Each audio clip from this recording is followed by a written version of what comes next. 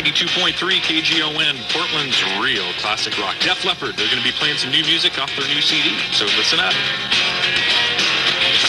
Live via satellite from the entertainment capital of the world, AM/FM Radio Networks present North America's #1 rock radio program, Rockline. Rockline is brought to you by the United States Army. Be all you can be. Tonight, live from crazy Chicago, Rockline brings you a very special evening of music and your phone calls for Def Leppard. To speak with the band, call the toll-free Rockline at 1-800-344-ROCK. That's 1-800-344-7625.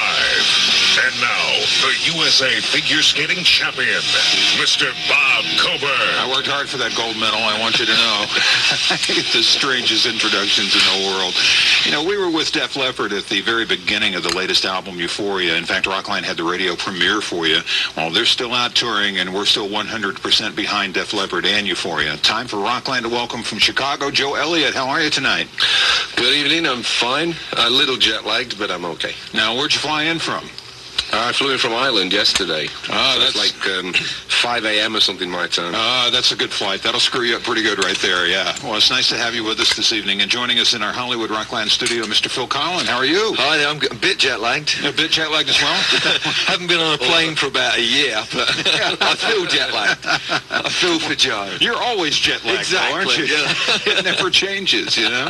I should mention that if you log on the web at rocklineradio.com, you can see me and Phil and the Rockline crew. We do not have a webcam in Chicago where Joe is located. So that's a shame. I'm completely naked. So are we. You'll see in a minute. Bob's got his skates on, and that's it. Yeah, that's it. And what an ugly sight it is. Seems like you guys have been on the road forever. Is this the Everywhere Twice tour, Phil? I think so. We usually do that. In fact, the Hysteria tour was everywhere 3 times because we kept trying to break the record, and finally we did.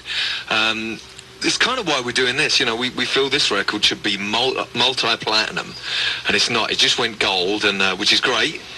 Thank you, everyone. But it should be octuple platinum, we figure. So you're not stopping until it is, by golly. Absolutely.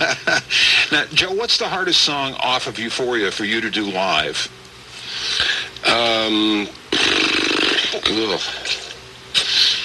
Tough question. Probably the instrumental. It might have something to do with it. See, for me, the reason I asked that, for me, it would be 21st Century Sha-La-La-La. I mean, I can't even say the title, let alone sing the darn thing. Well, we was rehearsing that, and we didn't know we was actually watching one of our friends singing the words. It was from the side of the stage to figure out what order it goes, because it's a bit of a mouthful. But you pull it off with no problem, Joe.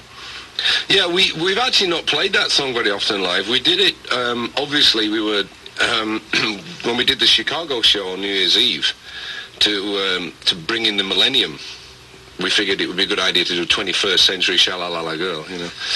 So I think we only played it maybe half a dozen times so far. Yeah, if that. We keep bringing songs in and out of the new album. I think we've done maybe 6 or 7 so far out of the 11 on the album. Or was it 13 on the album? I can't even remember how many there are anymore. 13 on the record. I think just before we broke in the winter tour, we was auditioning day after day. We was doing that. Yeah, that's right. We did that a few times because it had gone on radio. So I think we're we normally do like 4 or 5 off the new album, and it's from a pool of about say 7 or so that we've tested so far. Now, from Def Leppard, we have, as I mentioned a moment ago, Phil Collen and Joe Elliott, but there have been some recent births involving the band. Yes. And I know that Rick Savage and his lady just had a baby, and Vivian Campbell. It's that little baby boy, 7 pounds, 7 ounce, 100% fit and healthy. I was there with him till 6:30 in the morning at the hospital. Oh, what a good friend you are. There you go. And that was novel. And his lady is okay. She's healthy. Yeah, everything was fine. It was she was like a 5-minute labor. She was very lucky in that respect, and everything was fine. You know, Joe, only a guy would say it was a 5-minute labor. Believe me. You'll be hearing about that later. What about it's 5 minutes from where I from the coffee machine, yeah. I wasn't there for the 2 days previous, of course. But, And how long since Vivian and his wife had a child? That's actually it's getting on there now. It's like 9 months. About 9 months? Yeah. That's still relatively new. Yeah. You know, we're getting into the walking stage now for that one. So, I actually feel I think it's closer to a year. Is it really? Uh-huh. Wow, that went In quick. fact, I think Lily may have had her first birthday already. Well, there you go. Time goes too quick nowadays. wow. Then we better start with an older song, which we will, from Hysteria. Pour Some Sugar on Me, Def Leppard on Rockline. Pour Some Sugar on Me, Def Leppard from Hysteria on Rockline. Joe and Phil from the band joining us tonight. And if you'd like to speak with either of them, just call the toll-free Rockline at 1-800-344-ROCK. That's 1-800-344-7625. Portland's real classic rock.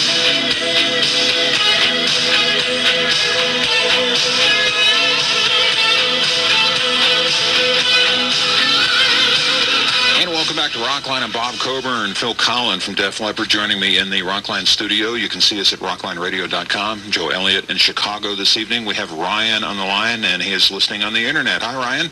Hey guys, I saw you last summer in Minnedosa and in Duluth, and both times were Hi, awesome. Ryan. I can't hear you. You couldn't hear the caller? No. He saw you in Duluth, and you were awesome both times, and our engineer's working on that right now. Ryan, go ahead. Okay, I have two quick questions. My first one is, do you guys choose the opening bands? We get a list of bands who are available at the time, you know, that we're going on tour, and we kind of, if we like one of them bands like Queensryche and Tesla, when we toured with them, we chose them, and same with Joan Jett. She was just out with us in the winter, and she was great last summer with us, so we wanted her to come out with us again, so yeah. And who do you have opening up this next leg of the tour? I don't know. You don't know. The list. You haven't seen the list. Joe, do you know who it is? It's what's known as, I don't want to be cruel, it's local talent so far. We tried to get a couple of bands who had already confirmed on other tours, so at the moment we're actually still working on it. I didn't know that. I ran across something on the internet saying the Unband. So maybe that's the generic name for we don't know who it's going to be. Yeah, it could be. I heard someone say that today, actually, yeah. Ryan, what's your other question? Do you guys ever plan to play Desert Song live? Because it's always been one of my favorite Def Leppard songs. Us too. We love it. Yeah, we love it, and we've gone through this a million times. It's very difficult to play songs that are, let's say, immense favourites to possibly, if there's 10,000 people in the crowd, 5 people, and alienating 9,995 other spectators who go, why are they doing this instead of a hit or something? There's a certain, I think when you're in a band, there's a certain amount of artistic kind of, I don't know what you want to call it, inside of yourself that makes you want to do all the songs that you don't normally play. And then there's a sensible side of you that says, well, you know, you have to a point, give the people what they want. And try and please yourself and the crowd. It's like you go to see the Stones. You have to hear, you know, Jumping Jack Flash and Sympathy for the Devil, and you kind of humour them with three or four songs off their new album. That Keith sings. You know. Oh, Phil. No, I love Keith, but you know, I've been at the shows and that happens. And I adore him. But they use those sections of the set to sell T-shirts. Well, when it comes to singing, it's Keith hard. is a great we'd guitar love to player. You know, we'd love to be doing things like Desert Song and Fractured Love and Coming Under Fire and stuff like that. But you know, you can only play for 2 hours, and you know, we've got a wealth of material, and what live, I think live, in a live environment, familiarity is an essential part of the ingredient. And we have fallen on our face before. We've done this. We actually, Minneapolis, we've done 3 nights there in 88 or something, and we thought, we'll do a standard. And funny enough, it was a Stone song. We put in Brown Sugar. We thought they're going to love it. There's like 20,000 people there. You could have heard a pin drop. And we're going, this is great. Come on, you know, this is a Stone. It's a Stone song. This is cool. Come on. And well, if you remember back to 92, we did Washington, D.C. on the night that Clinton got in. Oh, yeah. So we decided to do Elected by Alice Cooper, and that went down like a lead balloon. It suffered a terrible fate. And we went, Well, I guess we better go then. Yeah, could have chosen a Led Zeppelin song. There you go. Ryan, thanks. Let's move on to Matthias in Carbondale. Hi. Yeah. Hi. This is a question for Joe. Okay. And I'm in Greenfield.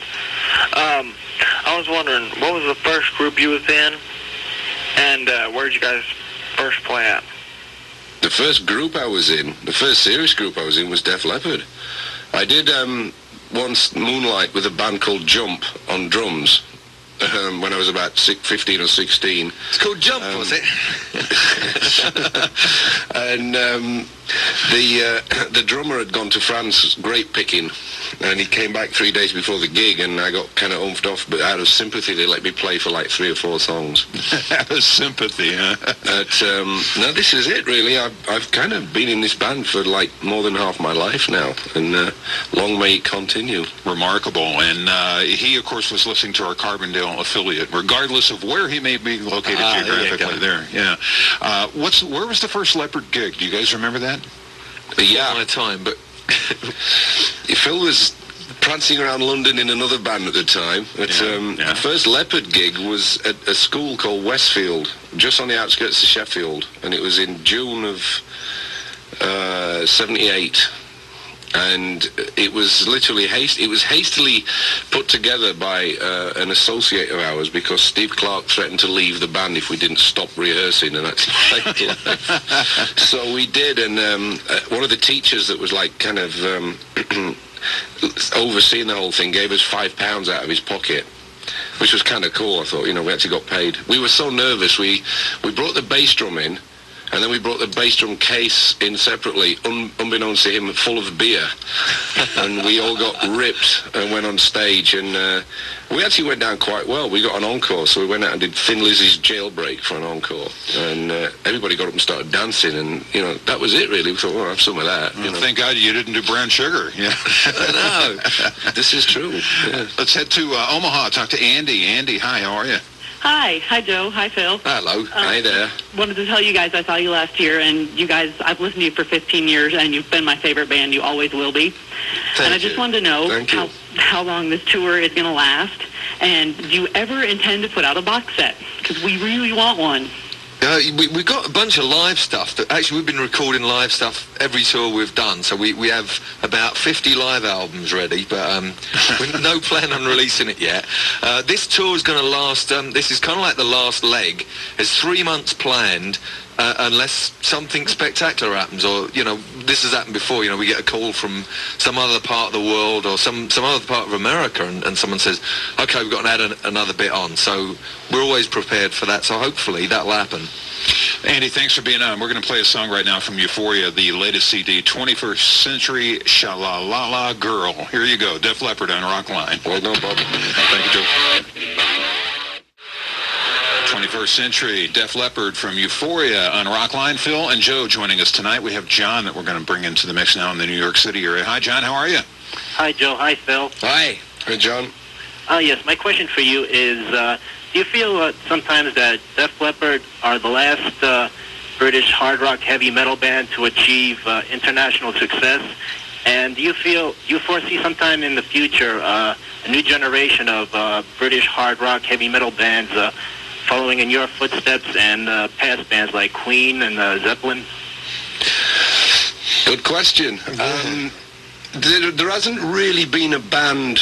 I think Bush would be the closest thing to a British band that have actually sold, in the millions in recent years that I can think of. I can't think of anybody other than Bush. But in fairness, they only really kind of did it in the States. They didn't really sell that well in Britain, nor did they break Europe or the Far East or anywhere as well as we did.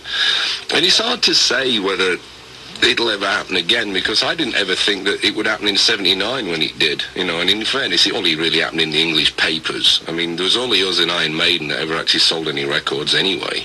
And as Phil can vouch, even though we're using Girl at the time, bands like Girl and Def Leppard, we tried our utmost to actually break away from this supposed new wave of British heavy metal. We didn't want to be part of a movement, and I know that Girl didn't either. That's why I wore nail varnish. Was trying to get away just from to get away from the denim and leather thing. And, I believe that there's the Mersey sound, and then there's the Beatles. They're nothing to do with each other than just, geographically. And it's the same thing with the new wave of British heavy metal. It was a convenient thing for journalists to lump bands into. We tried our hardest to get away from it.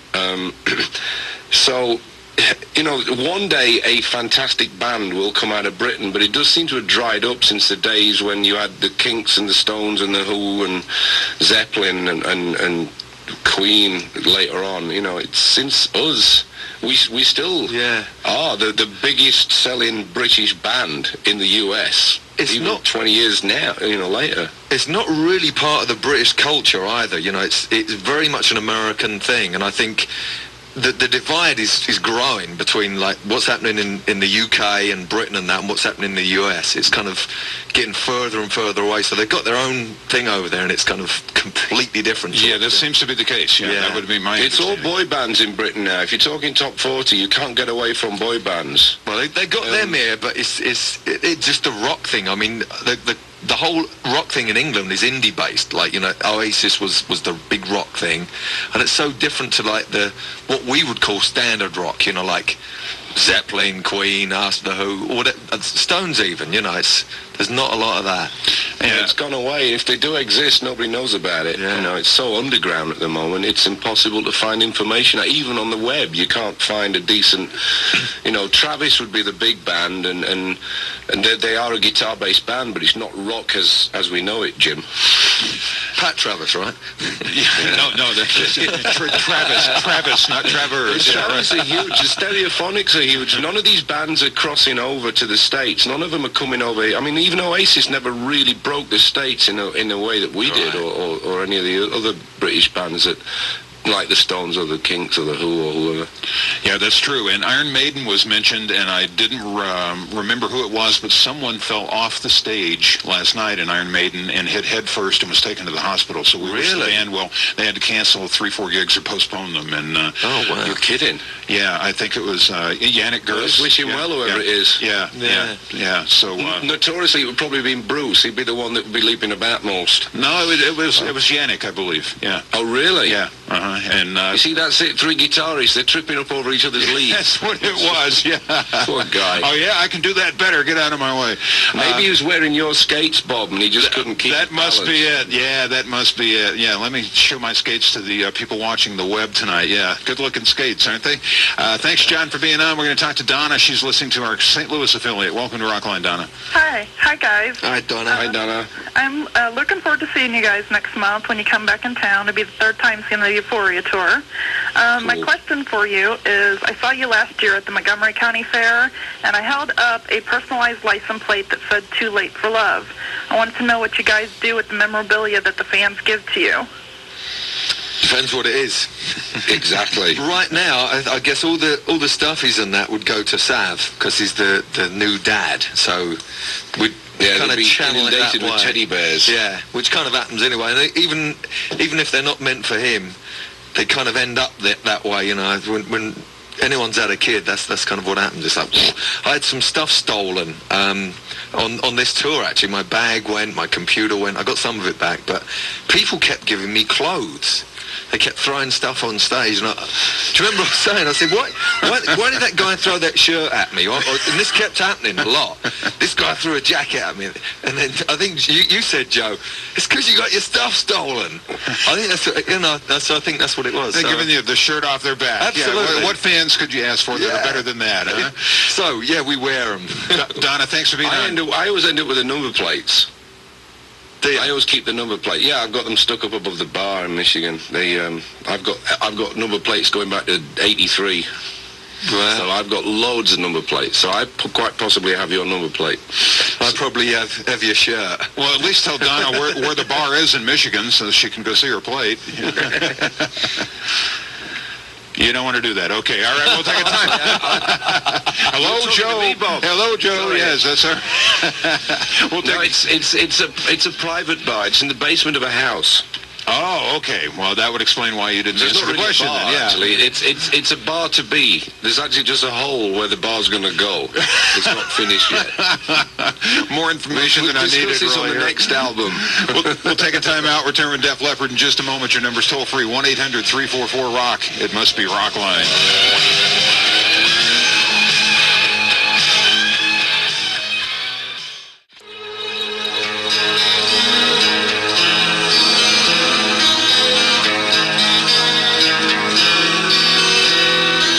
Back to Rockline and Bob Coburn with Joe Elliott, located in Chicago. Phil Collen with me in the Hollywood Rockline studio. Next week, an exclusive edition of Rockline with, are you ready for this?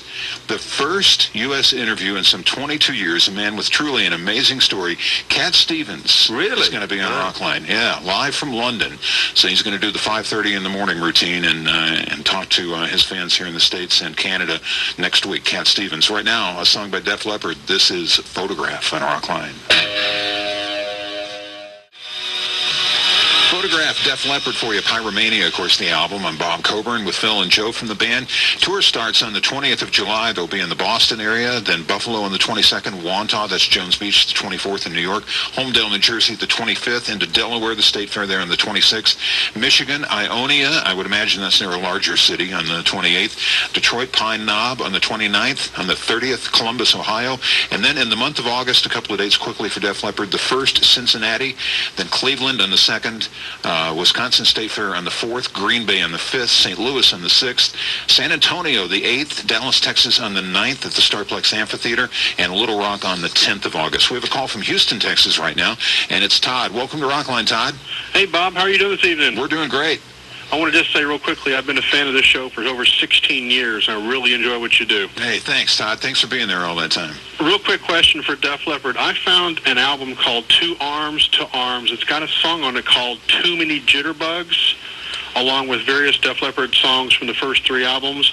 Can you tell me a little bit of information about Too Many Jitterbugs and where that came from? I think you could probably tell us. Yeah. You've got a bootleg. And it doesn't have anything from the first 3 albums. It has, I think, it was live from the Reading Festival in 1980, plus some demos that some unscrupulous chap put out. Too Many Jitterbugs is mistitled. It's a song that we once did called Glad I'm Alive. It was one of the first songs that we ever wrote about 1978, and it never made the first album because it wasn't deemed good enough. Well spotted, Joe. There you go, train spotting Elliott. There you go. So that's it, Todd. You got a bootleg, so the band didn't get anything off of that, so don't let anybody borrow it, all right? Just don't pass it on there. Let's head to Raleigh, North Carolina. David, you're on Rockline with Joe and Phil from Def Leppard. Hi. Hello. Yeah, let me ask you. Whose idea was it to do the 3 concerts on the 3 continents and 3-day promotional tour, and would you do another one like it in the future? Yeah, we probably would. I mean, we'd go to the challenge. At the time, we was going, oh, God. But looking back on it, was kind of cool. And someone from the record company suggested it because it was the release of our Greatest Hits album. And it was like, hey, we got a great idea. Why don't we play 3 continents in one day? And it's like, oh, all right then. So it was one of them things. And it was fun. It was great, actually. We didn't remember much. Well, I specifically didn't remember much about the London show because we'd been up about 24 hours by the time we did it, you know. We'd done Africa, Europe, and North America. So. The Canadian show was fine because we'd had 10 hours sleep on the plane. And we went to a party as well, and while I was waiting for the plane in Morocco, that was the first gig, and belly dancers, camels, and all that. It was surreal. Whole experience was surreal, but great. And I don't think anybody's done that since. And I know you were the first to do it. Yeah, probably a good reason. Yeah, we did make the Guinness Book of Records, actually. Yeah. I think that was the intention, but we did, and we're still in it. Now, not Phil Collen, who's with us tonight, but Phil Collins played Live Aid in both cities. He played in London, caught the Concorde, and then played in Philadelphia. And I know George Thorogood played 50 dates in 50 states, and he agreed to do that. The only problem was no one told him they would be in 50 days.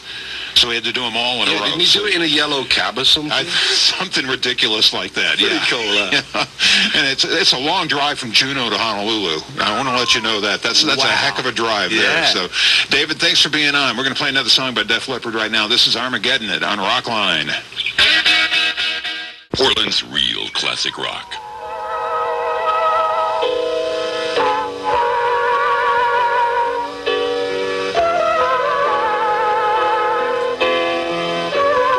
And welcome back to Rockline. I'm Bob Coburn, an evening with Def Leppard. But first, Rockline Remembers. Could you remember what year those events occurred? Studio 54 opened its doors. Sid Vicious joined the Sex Pistols, and ELO's telephone line was a hit. 76, 77, or 78. Phil, you seem to have strong feelings in this. Well, I thought 77, but Joe always he's very good at these numbers, so now I'm kind of hovering. Okay. I'd say 77. You should say that.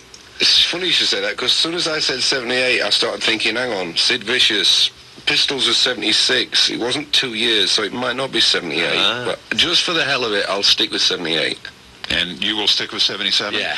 Joe, I'm sorry, but Mr. Collen is right in this one. It was 1977, so there you go. Any particular month? Don't have the month down here. No, we're not that fine here at Rockline. Yeah, we try not to make promises we can't keep. Here's Def Leppard on Rockline. This is Def Leppard from Euphoria for you on Rockline tonight. Phil Collen and Joe Elliott, my guests. So this is not a setup question at all, but what have you guys been doing the last 4 months? Well, let's see. We actually... Go on. Okay, we about 3 years ago now. Is it 3 years ago? Yeah, it is. August 97. Oh, just cut to the chase. Okay, we done this...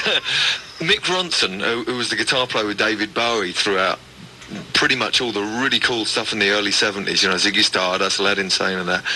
There was a tribute for him because he passed away with cancer a few years ago, and we actually reformed the Spiders from Mars band. I play guitar, Joe sung, and it was the original two members, Trevor Boulder and Woody Woodmansey on bass and drums, and Dick Decent. And we actually done a tour, and a Mick Ronson memorial in Hull, which is where he's from. Anyway, we recorded all this stuff, and we've just been mixing it. Well, Joe he's just been mixing it, this live show, and it's all these great songs that we grew up on, and it's, a tribute to Mick, and Joe just sent me a CD of some of the mixes, and that sounds fantastic. Yeah, it's all the stuff like... Gene Genie, Daydream, Gene Genie, Man Who Sold the World, Width of a Circle, Hang On Yourself, 5 Years, Life on Mars, Savage City, and we're gonna put it out on the web. It's the first. Well, it's not the first. Vivian's got Clock, which is his kind of side project, and this will be the first one that me and Phil have really been involved in. And the name of the band is the Cybernauts. And the album we think is going to be called Boy Could He Play Guitar, and it will be available hopefully towards the end of the year. Great name for the album, and boy, could he play guitar. Yeah. Moon Age Daydream, he just soared on that song. Yeah. Watch this space for details. People want to check our website and stuff like that. It'll be more information will be coming over the next few weeks. Literally only finished it last Thursday, so it's there's a long way to go yet. But we've got to sort out all the permission and all that kind of stuff. Once that's done, it'll be something to when we finish the tour and we get working on our next album. It'll something just take care of itself once it's out there. There you go. I was at Mick Ronson's last public performance, which was the Freddie Mercury AIDS Awareness Benefit at Wembley Stadium. We were on stage as well. Me and Joe went on and done backing vocals. Yes, I recall you guys going on stage. Yeah, along with Liza Minnelli and Elton John, and there was just a whole group of people that were there. But we actually went on with Mick as well. With he was playing guitar. I think Bowie was playing saxophone, and Ian Hunter was singing. That was a great show. Wonderful show. Really. There's also talking of Ian Hunter, he's got a new compilation out called Once Bitten Twice Shy. It's like it's a double best of that's coming out. I think it's out this month, and there's a track. There's a live version of All the Young Dudes. It's Def Leppard with Ian Hunter from 1996, which is on his album, which is very cool. Can we fit any more plugs in here? I don't think so. No, I think we have plugged ourselves out. Let's talk to Lindsay in Houston, Texas. Hi, Lindsay. Hi, how are you? Hello. I had a question. How difficult has it been for you guys to sustain your music with all the changing trends, especially with the pop culture today? Same as it's always been, really. You try and write great songs that cross over. That's always been our thing. We've never tried to be, genre of stuff that's just heavy metal or something. We've always tried to make it very accessible and just cross the board. We always wanted a 4-year-old and a 50-year-old to like it. So that still stands, and I do think if you have great songs, great melodies and that, people are going to like it. So that's what we try and do, really. And I think you do a good job. It is hard. It's very hard. But it always has been, you know, it's kind of, it's a lot of the stuff we do, you know, you hear all these, the Backstreet Boys or Britney Spears or whatever, these multi-track vocals and that, it's like, yeah, that's what we do as well. It's kind of funny, it's just that we have guitars as well. Yeah, just Def Leppard and Britney Spears in the same sentence. I just get, it just doesn't work. Yeah, well, I won't wear that little skirt. That's I draw the line. Thank goodness. Yeah, it's bad enough with me and my skates tonight. Yeah, well, you'll wear anything, Joe. We know about you. Wear it on the bus. Yeah, I guess so. Yeah. Lindsay, thanks. We'll talk to Chrissy, and she is in Southern Illinois. Hi, Chrissy. How are you? Hi, how are you? Hi. Hi, Phil. Hi, Joe. I was wondering, I understand you recently hired a fan from the Netherlands to be your official webmaster. I was wondering how you feel about that and if you plan to be more involved with the site now. And also, how important do you think the Internet and mailing lists like DefNet are to promoting bands today? Mark, who's in Holland, has actually been like a fan since he was about 2 years old or something like that, and we've kind of known him off and on over the years, and it was brought to our attention because he was doing such a good job. Apparently everyone we spoke to, all the fans, said, you know, the Mark Semp site is fantastic. So it kind of came full circle, and that's why it kind of naturally went to him, because there's a lot of problems with fan clubs and sites and that in some cases, and just how they're run and everything. So it would be nice. It's always been our intention to try and get a bit more involved. We'd like that.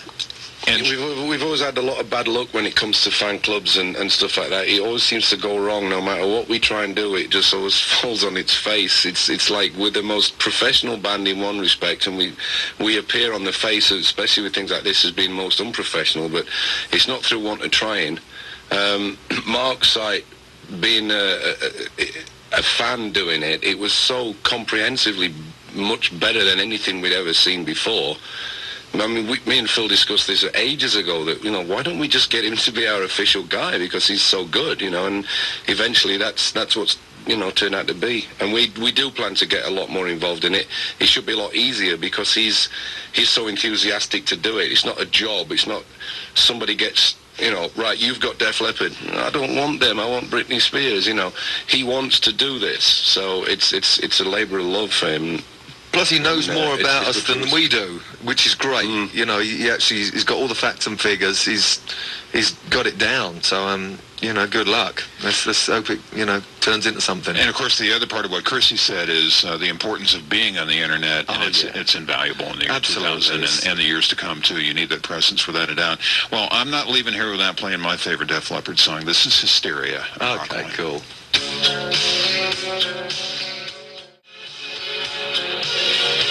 Title track of Hysteria, Def Leppard, for you on Rockline tonight. We're with Joe Elliott and Phil Collen. Joe's in Chicago, Phil in our Rockline studio. RocklineRadio.com. You can see me and Phil and the vaunted Rockline crew waving and making the fools out of themselves as it comes so naturally. Look who's talking, huh? A reminder, everybody gets on the air tonight gets a copy of Def Leppard's latest CD, courtesy of Island Records. Back with your calls in the band in a moment on Rockline.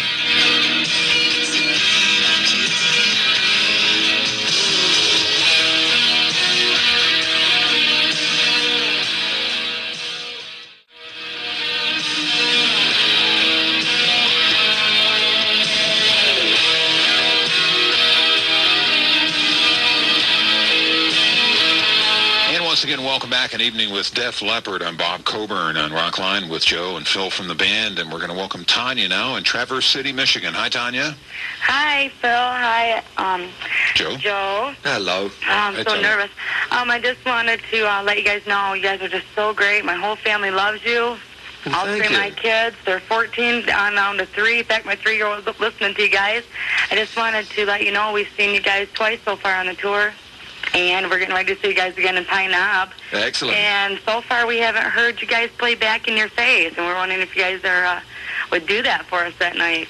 We played in Texas. We played in Corpus Christi, if I'm not mistaken. You are not mistaken. And we played it a couple of times up in Canada, maybe, I'm not sure. But it's one of them songs that we were just testing out to see how it would go down. So I don't know whether we're playing it yet. On this next bit, I'm not sure. Well, if you do play it at Pine Knob. Absolutely. You know, and then Tanya will be very happy there. Tanya, what is it about that song that appeals to you? Why do you like that one so much? Oh, I don't know. I love the beat, and it's just really great, and I just love the sound of the guitar, and I just love the sound of Joe's voice. It's just so great. My 3-year-old, she's always walking around, she just sings everything.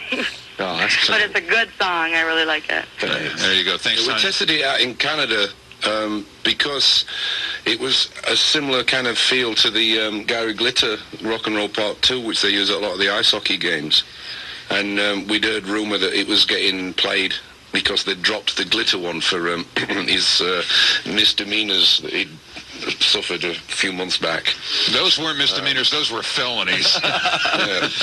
And he's living. I'm not upon my law. He's studied my law recently. You know where he's living now? No, Cuba. On a boat in Spain. He's living in Cuba.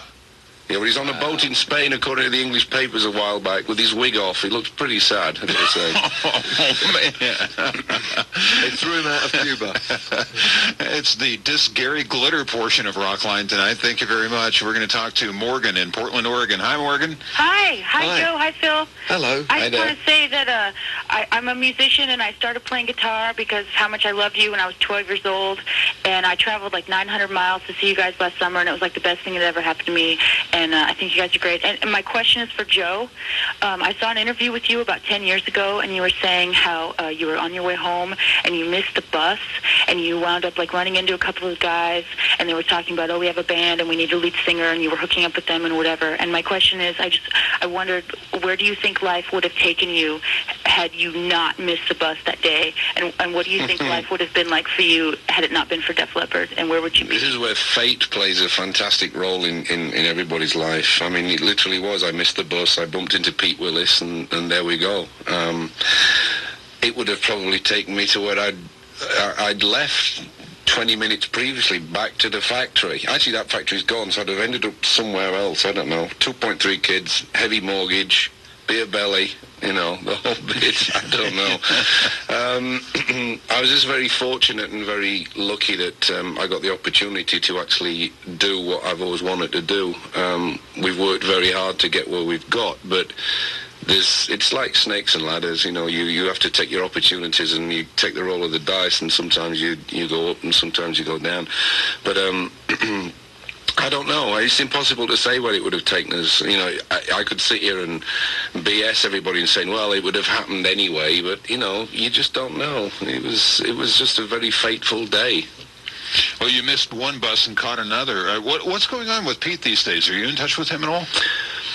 Not really, no. One of my friends back in Sheffield, his sister is married to Pete, and so, occasionally I hear things, and I think he's just...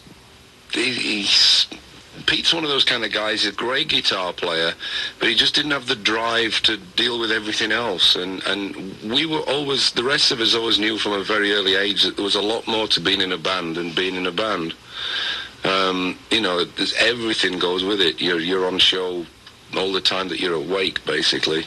You're working all the time that you're awake. Whether you just be thinking about things you've done or thinking about things that you're going to do.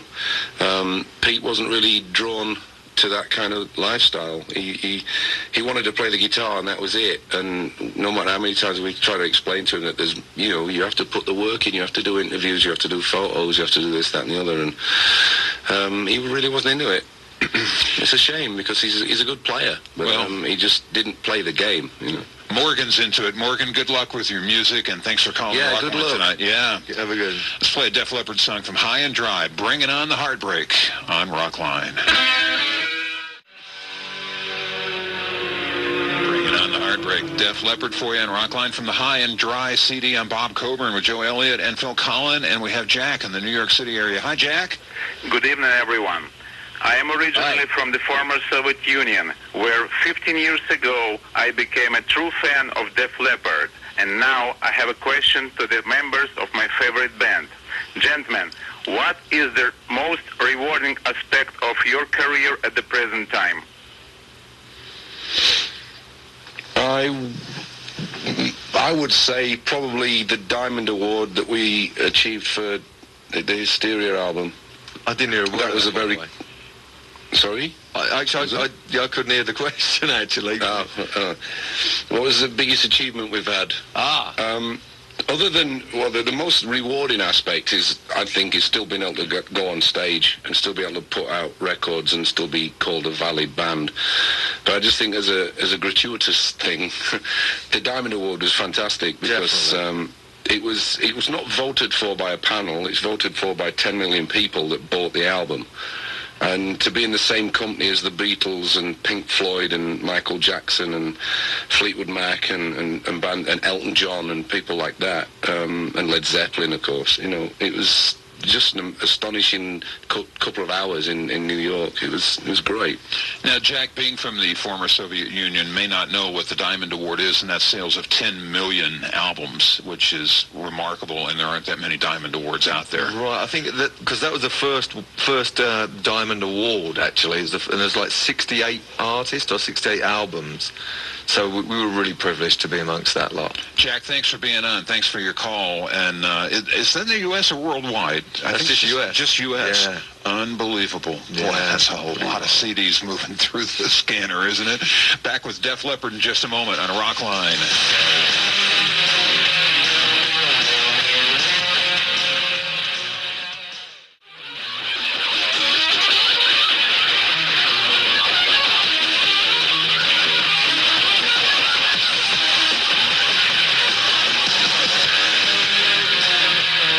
Welcome back to Rockline and Bob Coburn, an evening with Def Leppard coming to a conclusion in just a moment. A couple more concert dates. I haven't given many throughout the evening. I left off on the 10th of August, Little Rock on the 12th, Pittsburgh, into Lewisburg, West Virginia at the State Fair on the 14th, Indianapolis the 15th, Adrian, Michigan on the 16th, Sedalia, Missouri on the 18th, Springfield, Illinois the 19th, Des Moines on the 20th, La Crosse, Wisconsin on the 23rd, Minneapolis the 24th, Louisville, Kentucky on the 26th. Check the website. You guys know the web address? Put you on the spot here. You have. You really have. What is it, Joe? Help. Joe, do you know? Well, our website? Yeah, your website. www.defleppard.com, I hope. You hope. Try that. If that doesn't work, call us. There you go. Yeah, I'm just sure you... Why don't you give your home phone out now, Phil? Actually, call Bob. He'll tell you. Yeah, there you go. Yeah, Bob with the wonderful skates that he's been wearing all night long. You had to be at the beginning of the program to get all that. Joe, it's nice to have you back again. And always a pleasure, Bob. Yeah, you're always welcome here. You know that. Phil, it's great to see you. Thank you. What are you going to do in Chicago tonight? Where are you headed, Joe? I'm heading back to my girlfriend's parents' house. I'm too cheap to get a hotel. Yeah, just taking a room at the girlfriend's house. There you go. And where do you head into the Los Angeles night, Mr. Collen? I'm actually, Anita, my other half, is doing a play in the Coast Theatre in West Hollywood. So she starts that this Friday, so I'm going to be seeing that. And they've got a rehearsal tomorrow, so I'm hanging around. I'm up here in Hollywood. Well, thanks so much for being with us this evening. Thank you. Thanks to everybody for listening and for calling as well. Thanks to Warren Christensen, everybody at Q Prime, Marcella Turk at AM/FM, Scott Douglas at Island Records, Hank Newberger, and the entire staff at CRC Recordings in Chicago. Great studio back there. I'm BC, and I'll be seeing you. You've been listening to another fabulously entertaining and award-winning episode of Rockline. Did we mention Rockline was award-winning? The superior sound of Rockline was made possible in part by Sennheiser mics. Sennheiser, microphones, headphones, wireless products. Sennheiser, the sound that moves the world. Thanks to Bianchi, Felicia, Buddha, Steve, Annette, Marcella, and Scott Killen for their priceless contributions. Rockline is engineered by Jimmy Rash. Technical direction by Greg Jernigan. Associate producer Catherine Turman. Rockline is produced by Dominic Griffin. Executive producer Howard Gilman. Rockline is an exclusive presentation of the AM/FM radio network. Portland's Real Classic Rock 92.3 KGON.